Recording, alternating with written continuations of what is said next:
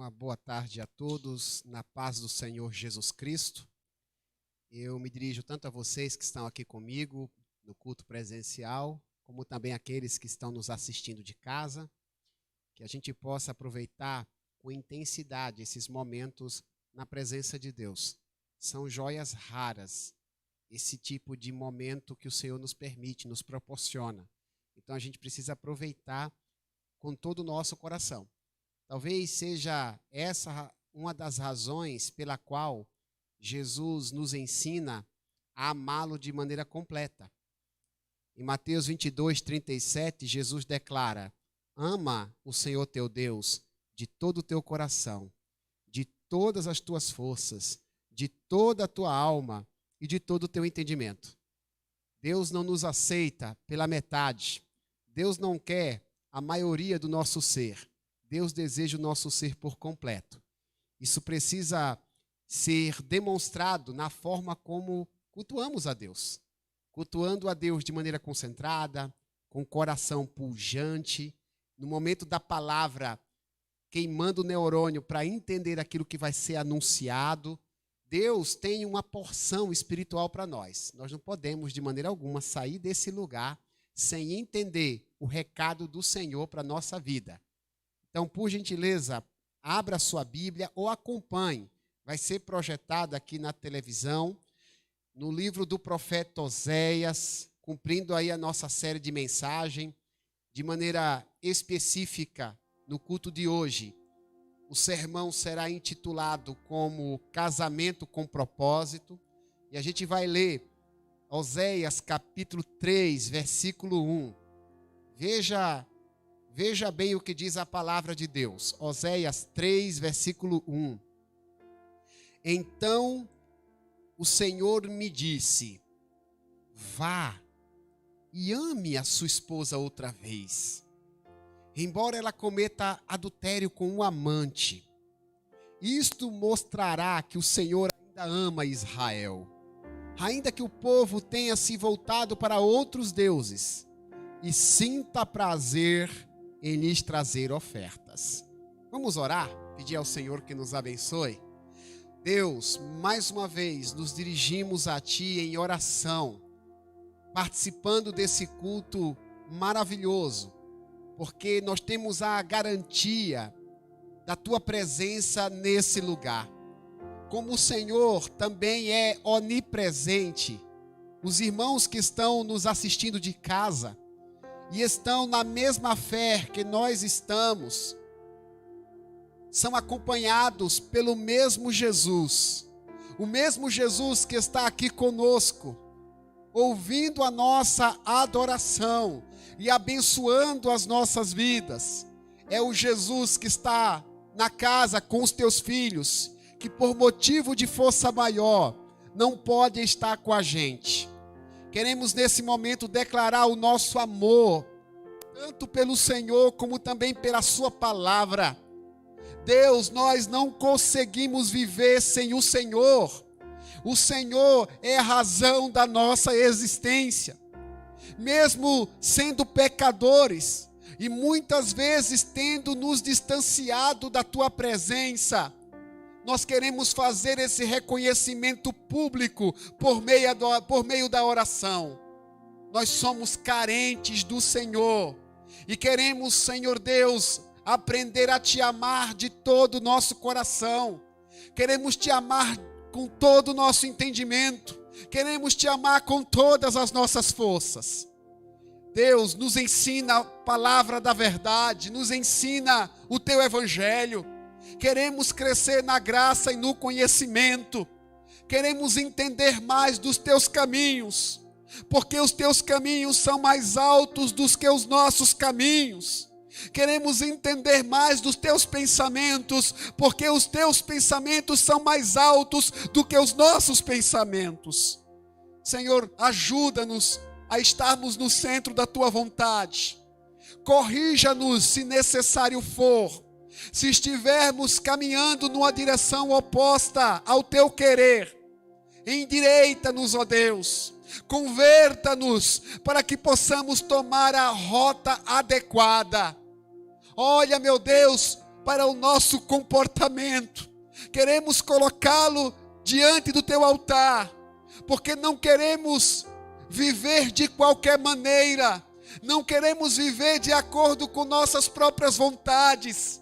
Queremos que o nosso comportamento seja condizente com o fruto do Espírito Santo.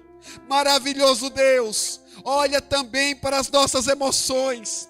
Julga, meu Deus, para saber, Pai, se nossas emoções e objetivos de vida estão de acordo com teus planos para nós. E põe, meu Deus, em nosso coração a tua vontade, a alegria de cumprir o teu querer. Contempla, meu Deus, as nossas vidas, mesmo se o Senhor encontrar em nós pecados, coisas que não te agradam.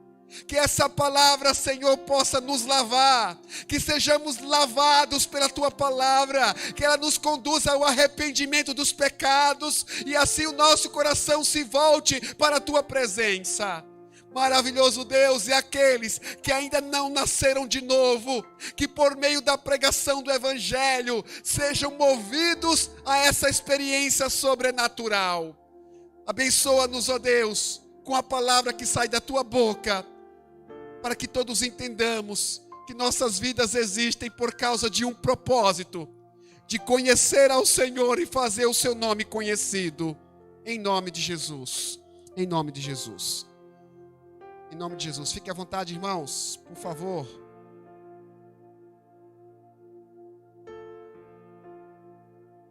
Vamos novamente ouvir a boa e perfeita palavra de Deus. Palavra de Deus que é útil para as nossas questões pessoais, que é útil para o nosso comportamento, que é útil para as nossas demandas da vida.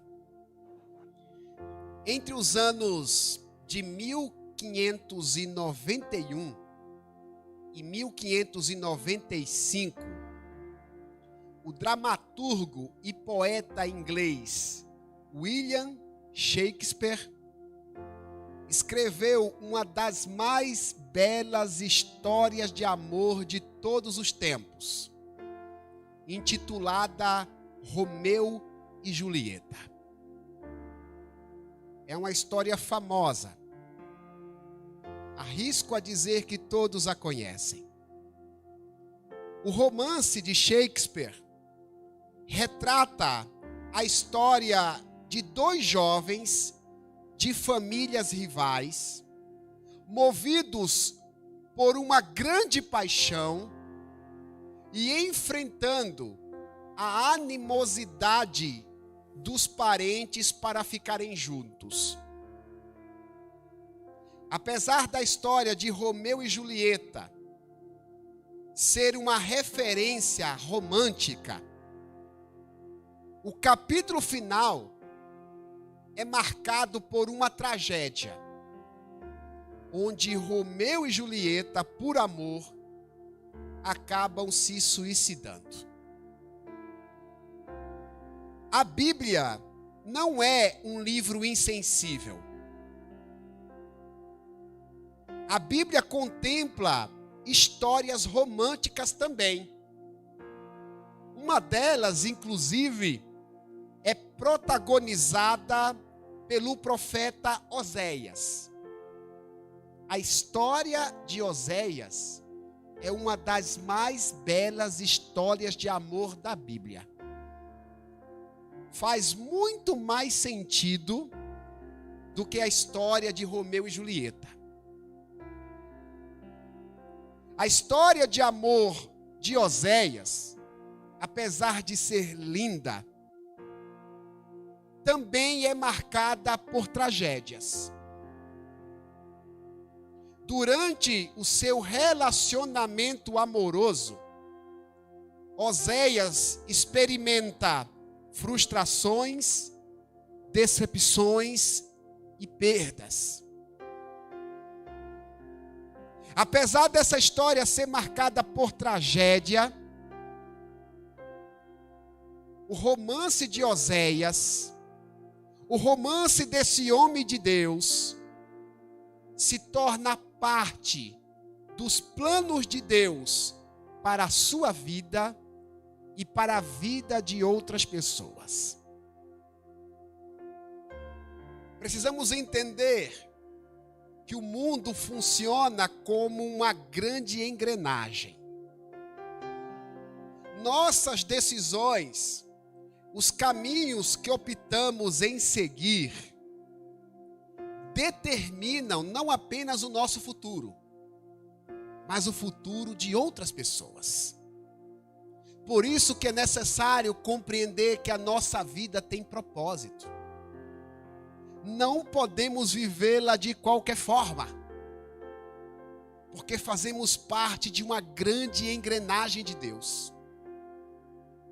Tudo o que acontece conosco faz parte dessa engrenagem. No caso de Oséias, o seu casamento nos ensina que tudo o que acontece conosco ocorre para o cumprimento dos propósitos de Deus. E eu gostaria de aprender com vocês a respeito dessa história de amor vivenciada por esse homem de Deus. Esse homem de Deus chamado Oséias. Pouco conhecido, diga-se de passagem. Poucas pessoas se arriscam a ler o livro desse profeta. Eu faço um desafio a você, meu irmão e minha irmã, depois que terminarmos esse culto. Leia o livro do profeta Oséias. Se você é uma pessoa sensível a romances, mais um motivo para você ler essa história. E a primeira verdade espiritual que eu aprendo com esse homem de Deus é a seguinte. Para aqueles que estão conosco, está projetado no telão. Se você que está em casa não conseguir ler, então somente escreva depois que eu disser. Escreva aí no chat do YouTube e do Facebook. Todas as áreas da vida precisam cooperar para o cumprimento dos propósitos de Deus. Alguém já pensou em falar comigo? Então, para não deixar ninguém no vácuo, eu vou falar e vocês repetem. Não precisa nem falar, porque aqui está escrito, né? Vamos lá, no 3. Todas as áreas. No 3, né? 1, 2, 3. Todas as áreas da vida precisam cooperar para o cumprimento dos propósitos de Deus. Todas as áreas da vida precisam cooperar para o cumprimento dos propósitos de Deus. Meus irmãos, nós não estamos nesse mundo para satisfazer os nossos instintos. Via de regra, a natureza cumpre o propósito de seus instintos. É assim que acontece com o reino animal, com o reino vegetal e com o reino mineral. Mas no que diz respeito a nós, há uma diferença. Nós não vivemos para reagir aos nossos instintos. Embora seja legítimo fazer planos e sonhos em torno das nossas necessidades, a razão pela qual existimos é muito maior do que as coisas que desejamos. Não há nenhum pecado em termos projetos e sonhos para a nossa vida. Contudo, precisamos lembrar que a razão pela qual estamos neste mundo é muito maior do que tudo aquilo que desejamos ou pensamos para nós. No livro que carrega seu nome, Oséias, houve Deus interessado na sua vida sentimental. Isso é maravilhoso. Um Deus que se preocupa com pessoas apaixonadas. Um Deus que se preocupa com o sentimento das criaturas. Deus interessado na vida sentimental de Oséias. No capítulo 1, versículo 2, quando você estiver lendo o livro do profeta, você vai perceber essa parte das Sagradas Escrituras. No versículo 2 do primeiro capítulo, o Senhor direciona o coração de Oséias para uma mulher chamada Gomer. Oséias se vê apaixonado por uma mulher chamada Gomer. E ele descobre que aquele sentimento havia sido provocado por Deus. Deus é quem o havia direcionado para amar aquela mulher. O profeta descobre, da boca do próprio Deus, que o seu casamento seria usado para abençoar outras pessoas. Queridos irmãos, geralmente, quando nos apaixonamos, é muito comum desejar que a pessoa amada nos faça feliz. A maioria das pessoas diz que se apaixonam por alguém que a torne feliz. A maioria das pessoas casam para se tornar feliz. Mas à luz das Escrituras, o relacionamento amoroso e qualquer outra coisa que façamos não é para encontrarmos felicidade. Segura o pincel que eu vou puxar a escada, principalmente de quem está apaixonado. Pode anotar porque isso é bíblico. À luz das Escrituras, o relacionamento amoroso e qualquer outra coisa que façamos não é para sermos felizes. Na realidade, do ponto de vista bíblico, os relacionamentos que cultivamos e outras coisas que fazemos, na realidade, tem como objetivo tornar os outros felizes. Você que optou em casar, a meta no seu casamento não é fazer você feliz. O seu propósito no casamento é fazer o seu cônjuge feliz. Você que está apaixonado, ainda é solteiro e pensa em namorar, reflita a respeito dessa verdade. Você não deve namorar para ser feliz.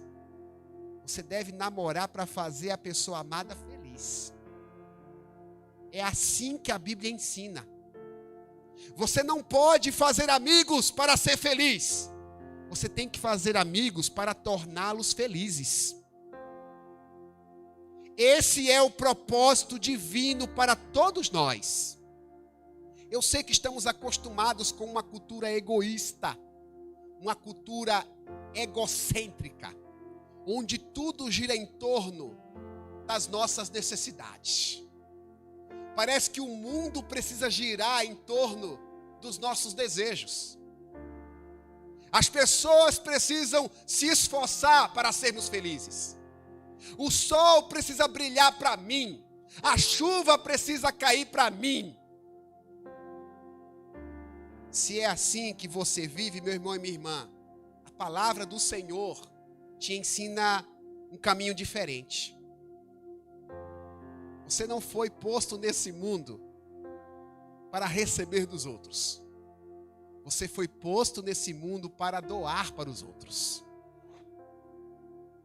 A palavra de Deus diz que coisa melhor é dar do que receber. O propósito de Deus para a nossa vida é promover felicidade àqueles que estão à nossa volta. Essa foi a intenção de Deus com o casamento de Oséias. Desde o início, Deus diz para o profeta: o teu casamento vai servir de símbolo do meu amor pelo povo de Israel. Na época, o povo de Deus. O seu casamento vai servir de referência. Eu vou usar o seu casamento com essa finalidade. O matrimônio de Oséias seria um instrumento que revelaria o amor de Deus pelo seu povo. A palavra está nos ensinando, queridos, o quanto devemos ser altruístas para permitirmos que tudo que faça parte da nossa história conduza outras pessoas a Jesus. Se for casamento, que faz parte da nossa história, porque existem pessoas que não querem casar, e é legítimo, desde que se mantenham castas, não há nenhum problema. Mas se você colocou na tua agenda de vida casamento, lembre-se, o teu casamento precisa ser com propósito. Já aprendemos que o propósito não é te fazer feliz. É possível que depois dessa palavra alguns não queiram mais casar, né? Pastor, entendi tudo errado, estou me abstendo de casar. Já que não é para ser feliz, então eu não caso. É uma opção sua, meu irmão. Mantenha-se casto. Mantenha-se puro até o dia da volta de Jesus. Mas se resolver casar, o seu casamento tem que ter propósito. E o propósito do teu casamento é fazer as pessoas verem Jesus no modo como você trata o seu cônjuge. O modo como o marido respeita a esposa vai revelar Jesus para os outros. O modo como o marido ama a esposa vai revelar Jesus para os outros. O modo como a esposa é submissa ao marido vai revelar Jesus para os outros.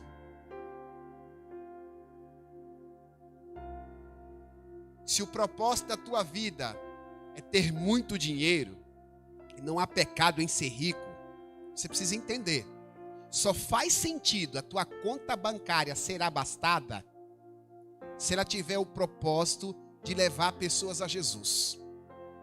Quando você pensar em ter muita grana, põe aí no teu raciocínio. Como o fato de ter muita grana pode ajudar pessoas a ter um encontro com Jesus? Se você pensa em ter muita grana para passar a vida inteira viajando para as ilhas caribenhas, tire esse pedido nas orações diante de Deus. Nada contra se você tem grana para ir para o Caribe. Não tem nenhum problema. Ou para os Alpes suíços, para quem gosta de frio. Desde que o dinheiro que Deus te der tenha o propósito de conduzir pessoas a Jesus. E como você pode fazer isso com o dinheiro que Deus te der? Se você tiver nos seus planos conquistar títulos, fama ou graduações acadêmicas, que todas essas conquistas possam fazer as pessoas verem Jesus por meio da sua humildade. Tudo precisa convergir para levar pessoas a Jesus. Somente assim essa vida faz sentido. Tem muitas pessoas ricas, tem muitas pessoas que se realizaram construindo uma boa família. Tem muitas pessoas que se sentem realizadas por terem muitas conquistas. Mas se não tiver esse propósito de conduzir pessoas a Jesus, as suas vidas serão em vão.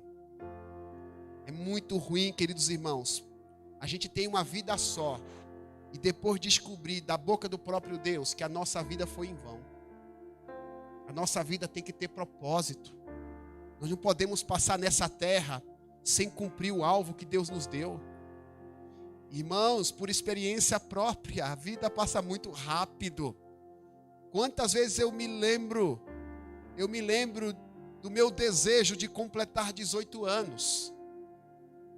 Eu sempre quis ter 18 anos. Eu orava a Deus pedindo para completar 18 anos. Quando eu cheguei a 16, parece que 16 durou 30 anos da minha vida até chegar aos 18. Hoje eu não consigo, mas eu gostaria de orar pedindo para Deus me dar novamente 18 anos.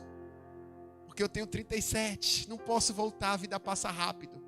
O que você está fazendo com essa vida que Deus te deu? O que você está fazendo com o seu casamento, com sua família? com tua formação acadêmica, com teu dinheiro. Todas as coisas que fazem parte da vida precisam contribuir para que Jesus seja conhecido por todos. Mas há uma segunda verdade na história de Oséias. Olha o que diz. Eu falo, os irmãos de casa escrevem e os irmãos daqui repetem. Todas as tragédias da vida cooperam para o cumprimento dos propósitos de Deus. Irmãos, presenciais. 3.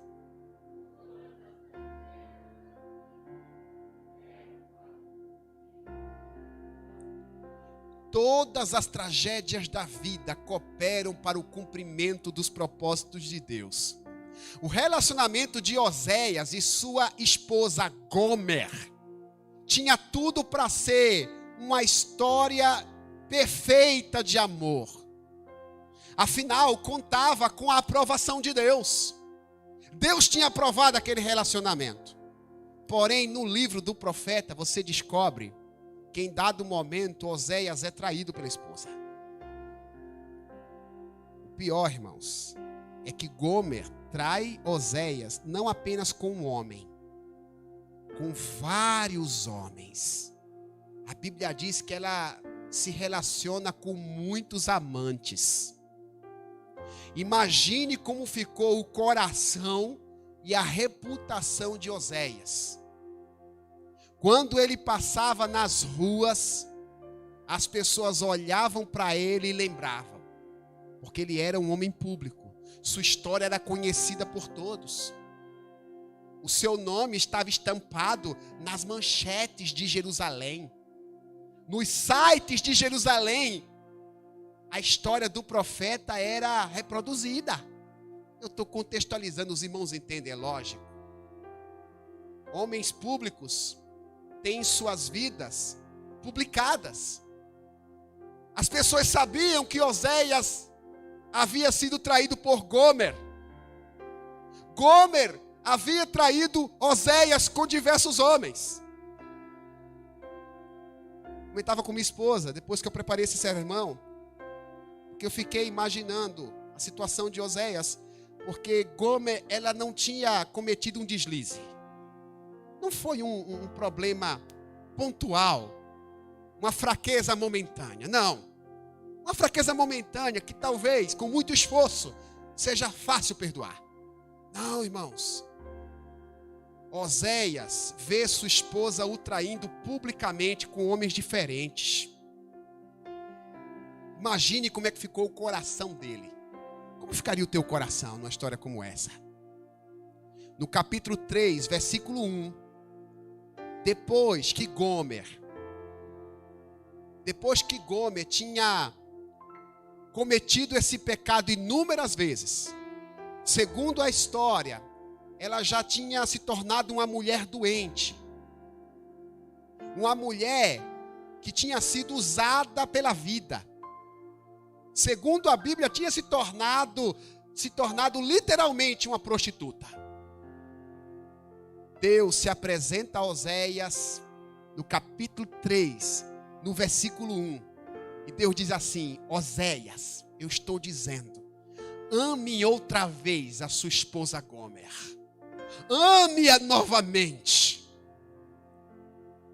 O texto nos diz que Oséias é recomendado a perdoar sua esposa e continuar com ela, pois aquela história representaria o perdão e o amor de Deus pelos pecadores. Meus irmãos, eu aprendo com essa história, com esse pedaço da história de Oséias, que não é fácil lidar com tragédias. Tragédias são ruins em qualquer circunstância.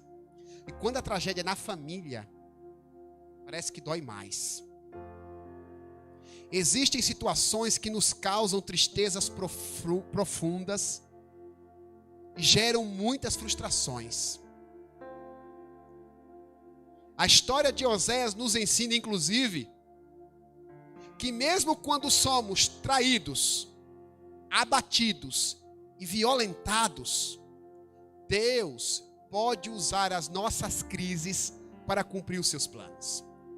Quando você estiver passando por uma crise, quando o teu casamento ele estiver passando por uma tempestade, quando os teus filhos estiverem passando por grandes dificuldades, quando no teu trabalho as coisas não estiverem bem, quando um grande acidente acontecer no teu percurso, lembre-se, Deus quer usar o que está acontecendo com você para cumprir os seus propósitos. Romanos 8, 28, um texto clássico do apóstolo Paulo. Romanos 8, 28. Ora, diz o apóstolo Paulo, sabemos que todas as coisas cooperam para o bem daqueles que amam a Deus, os quais são chamados segundo o seu propósito. Todas as coisas cooperam para o bem. Quando as coisas não estiverem dando certo, jamais devemos resmungar, nem muito menos blasfemar. Nossa fé em meio às tragédias fará pessoas acreditarem em Deus. Quando houver tragédia na sua família, ao invés de resmungar e dizer, por que comigo, Senhor? Pense como você pode aproveitar essa crise para que Deus cumpra os planos dele. Como? Essa semana passada, eu recebi um pedido de oração de um pastor jovem, cheio de vigor e saúde, de Belém, norte do nosso país, pastor Osias. Um jovem promissor, estudioso das Escrituras, um mestre em teologia, com formação. 42 anos de vida. Ele pede oração, dizendo que estava entrando no hospital com suspeita de leucemia aguda. Era apenas uma suspeita. Eu prometi a esse pastor, na ocasião eu ia participar de 2 pequenos grupos, acho que foi sexta-feira passada, sexta-feira retrasada. 2 pequenos grupos eu estaria mencionando o nome dele, ele agradeceu. Até hoje eu tenho a mensagem dele agradecendo. Na quarta-feira vem a notícia, o pastor Osias morreu. Como pode um pastor jovem, promissor, morrer tão cedo, com tanta coisa para fazer? Irmãos, Deus tem seus propósitos, até na morte de pessoas que amamos, até na morte que nós não concebemos, Deus tem propósito. Por que Deus não me cura? Eu já ouvi testemunho de Deus curando tanta gente, por que Ele não me cura? Todas as coisas cooperam para o bem. Porque esse acidente aconteceu comigo, com tanta gente, porque justamente eu. Todas as coisas cooperam para o bem. Isso precisa nos acalentar, nos confortar. Quando houver tragédias, lembre-se, todas as coisas cooperam para o bem. O profeta Oséias, irmãos, foi alguém que enfrentou uma amarga experiência de amor. A sua esposa, além de não amá-lo, o traía. O curioso dessa história é que Deus usou esse casamento para revelar o seu amor pelo povo de Israel. Oséias, você não é o único que sofre. Você ama uma mulher que não te ama e que te trai. Eu amo um povo que não me ama e me trai. Oséias estava tendo o privilégio de sentir aquilo que Deus sentia. Oséias, você está lamentando, mas é assim que eu me sinto. É assim que o meu coração fica abatido, porque eu amo um povo que não me ama. Mas a história de Oséias não termina como Romeu e Julieta. Ele não se mata, desesperado, frustrado com a vida. E nem Gomer, sua esposa, morre. Não.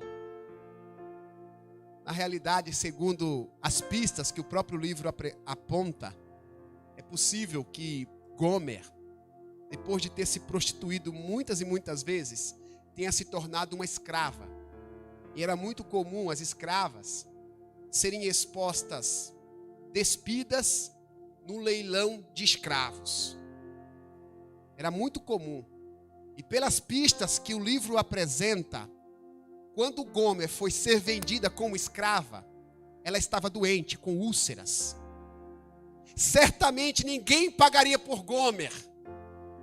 Até que de repente, no meio do leilão, o profeta Oséias se apresenta apresentando uma alta oferta para comprar aquela mulher que o havia traído. Imagina o silêncio no meio do leilão. Imagine aquele homem que tinha sido desrespeitado publicamente, revelando o seu amor por aquela mulher, pagando alto preço por ela, levando-a para casa, curando suas feridas e revelando a ela o que de fato é um verdadeiro amor. Bonito dessa história que Deus diz: assim como você fez com sua mulher, eu faço com o meu povo, porque o meu povo me abandonou. O meu povo se prostituiu com outros deuses, com os pecados. Mas mesmo assim eu o comprei, eu o trouxe de volta, eu lavei as suas feridas, porque eu o amo. Oséias entendeu que apesar do comportamento vil de sua esposa, seu casamento era um instrumento para o propósito de Deus. Mantenhamos nossa fidelidade ao Senhor. Lembremos que nossa história deve sempre cooperar para cumprir os planos do Senhor. Vamos orar? Você que está presente, fique de pé. Você que está aqui me assistindo, ore também comigo. Nós não estamos aqui num programa de televisão. Não é um programa de entretenimento, onde a gente assiste comendo uma pipoca, se divertindo. Não, é um culto. A diferença é que você está em casa, mas você está cultuando com a gente. Irmãos, e o culto ele tem um diferencial. O culto tem a presença de Deus. E essa palavra de Oséias é uma palavra belíssima, porque revela que o amor de Deus, ele é incondicional. Deus não nos ama porque nós o amamos. Deus não é motivado pelo que nós sentimos. Romanos 5, versículo 8 declara: Deus prova seu amor para conosco, em que Cristo morreu por nós, sendo nós ainda pecadores. Você ainda era pecador quando Deus resolveu te amar. E esse amor de Deus precisa nos constranger para usar nossa vida para cumprir os seus planos. Paremos de ser egoístas. Nós não podemos viver por causa de nós mesmos, irmãos. Não. Nós teremos uma eternidade inteira para satisfazer as nossas necessidades humanas na presença de Deus. Mas nessa terra nós somos mensageiros, nós somos peregrinos, estamos aqui cumprindo uma missão. Entenda isso. As coisas boas que você desfruta são bônus de Deus. Mas você está aqui para deixar um legado. Os teus relacionamentos precisam deixar um legado de fé. Lembra que eu falei que o mundo é como se fosse uma grande engrenagem? Você é uma peça dessa engrenagem. Se você não cumprir o seu papel, você pode comprometer. Você pode comprometer a felicidade de muita gente. Foi isso que Deus disse para o profeta Ezequiel, no capítulo 3 do seu livro. Se o ímpio pecar e você não o avisar, ele vai morrer, mas da sua mão eu o requererei. Foi o que Deus disse para o profeta. Para Oséias, Oséias precisou ter estrutura espiritual. O casamento dele era desmontado. Eu fico imaginando, ele ia para a igreja, via famílias felizes, casamentos felizes. Ele era um homem de Deus, um profeta, que não tinha o direito sequer de esconder o que acontecia com sua família, porque era um homem público. Mas Deus estava usando o que Oséias estava passando para salvar muitas e muitas pessoas. Não reclame pelas coisas que acontecem com você na sua família, no seu trabalho. Aonde quer que você ande, Deus vai usar a tua circunstância para salvar muitas pessoas. Mas o que nós aprendemos é manter a fé. Não é para a gente bagunçar o coreto. Ah, já que começou, já que está bagunçado, eu vou ser bagunceiro também. Não. Seja o homem, seja a mulher de Deus. Lá na sua família, lá no seu trabalho. Pastor, mas a vida está bagunçada, eu estou abatido. Seja o homem seja a mulher de Deus. Mantenha-se firme. Deus está usando você para cumprir os seus propósitos. Você pode orar nesse sentido? Não vou orar pelas necessidades, isso é no final. Vou orar para que Deus use o que está acontecendo com a gente. Deus use a nossa vida, use o trabalho. Deus use o lazer, Deus use as amizades, Deus use o namoro, o noivado, o casamento, para glorificar o nome dEle, para que vidas sejam alcançadas. Pai, no nome de Jesus, eu louvo o Teu nome, Senhor. A história do profeta Oséias não foi escrita na Bíblia em vão. Poderia ter sido uma história sigilosa, porque escancarou um problema conjugal na vida do profeta.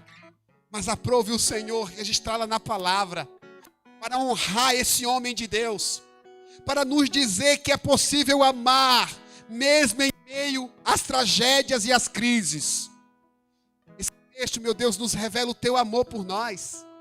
Às vezes, Senhor, somos tão ingratos, nos afundamos no lamaçal do pecado, nos prostituímos com os prazeres desta vida e abandonamos aquele que nos ama verdadeiramente. Mas apesar disso, o Senhor continua nos amando. E é nesse sentimento, Senhor, que nós manifestamos gratidão. Nós te agradecemos, Senhor, pelo Teu amor. Mas não queremos, Senhor, cultivar uma vida insana, uma vida imoral. Nós queremos Te agradecer com todo o nosso ser. Inclusive, meu Deus, permitindo que as nossas vidas tenham um propósito, de exaltar e glorificar o Teu nome. Usa, meu Deus, a crise que está acontecendo na casa dos Teus filhos. Usa, meu Deus, o problema conjugal, usa o problema familiar. Usa, meu Deus, o problema profissional. Usa, meu Deus, o problema de saúde. Usa as perdas. Usa, meu Deus, com a fidelidade dos Teus filhos, eles se mantendo fiéis aos Teus planos, para que vidas se convertam ao Teu nome. Afinal de contas, ó Deus, somos chamados para viver o Teu santo propósito.